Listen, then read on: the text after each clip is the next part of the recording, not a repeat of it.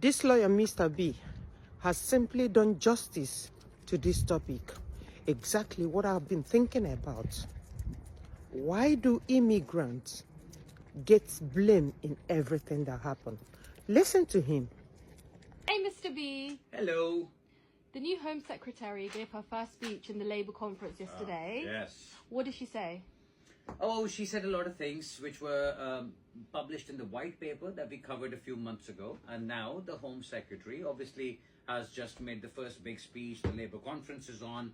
And there is what I was reading, a news story on the Home Office, the gov.uk website as well, about new contribution-based settlement model to reduce net immigration.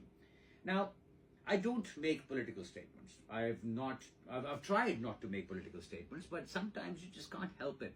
And this is one of those situations. Now, what the Home Secretary is saying is that we are now going to make sure that people are not automatically entitled to indefinite leave and that they will have to earn it in some ways. So, how are they going to earn it? There should be a spotless criminal record. They should complete, instead of 5, 10 years living in the UK on that skilled worker or whatever the settlement-based indefinite leave project is. They must be working in the UK. They should not have taken a penny in benefits or any recourse to public funds. And at the end, the other thing that has been added, which has not been there, is that there will be community service required. Now, this community service required, I mean, I'm just imagining the kind of people that we come across. We have high net worth individuals, people who are very good at what they do, and they get skilled worker visas, they get the global talent visas, and if they are applying for indefinite leave and they're told to go and pick up garbage or rubbish in an area, and that is what their community service is going to be, I don't think that makes a lot of sense. The other thing I disagree with, and that is where the Home Secretary is saying that this has to be earned because all this automatic entitlement has to stop. How is it automatic right now?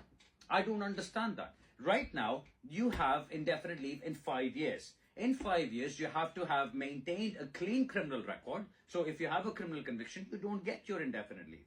You cannot have recourse to public funds. You cannot be just sitting there and getting this. You have to be working. If you're on a skilled worker visa, you have to be working. You have to be earning that amount, because at the end of the 5 years, you have to show that you have worked for 5 years. You've made your NI contributions. You've paid your taxes, and you have your bank statements and pay slips to prove everything. And then you have to show your integration into the society by passing an English language test at level B1, as well as an English test which is called the Life in the UK test. So that Life in the UK test, I don't know how many British-born UK people who have lived there all their lives, or who have generations of people living here, I don't know how many of those will be able to answer all those questions in those Life in the UK tests. But that is expected of immigration, of immigrants. So by all means, bring in a balanced immigration. By all means, make the rules tighter.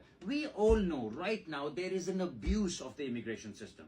And that is not because the system is amazing and the immigrants are bad. No, the system is open to abuse. And that is why those people smugglers, or those agents that sell COS letters and sell jobs and people don't get anything, those people are the ones that should be held accountable, not take it out on the immigrants. It is an absolute shambles. You are taking everything out. Myself, I'm an immigrant. I came to the UK. I spent my 5 years, I got my indefinite leave. I spent my 6 years and I got my nationality. And that is how I learned to live and work in the UK. I have built myself up brick by brick from the first stage. And now I'm sitting here after 22, 23 years of having entered the country, and I am settled in my life. I have my family, I have my home, I have my work. This is what my life is. This is how immigration works. This is how integration works. I am speaking to people in English. I am making money and I am paying taxes. This is how integration works. Now, if you are talking about those people who are coming into the UK and who are not working, why are they not working? Because they've been brought in by an agent who has abused the system and got a COS issued, which is not offering them a genuine job. I spoke to somebody today where he had borrowed money from 17 people in a village to be able to pay an agent to come to the UK to create a life for himself. And now when he came here, there is no job for him.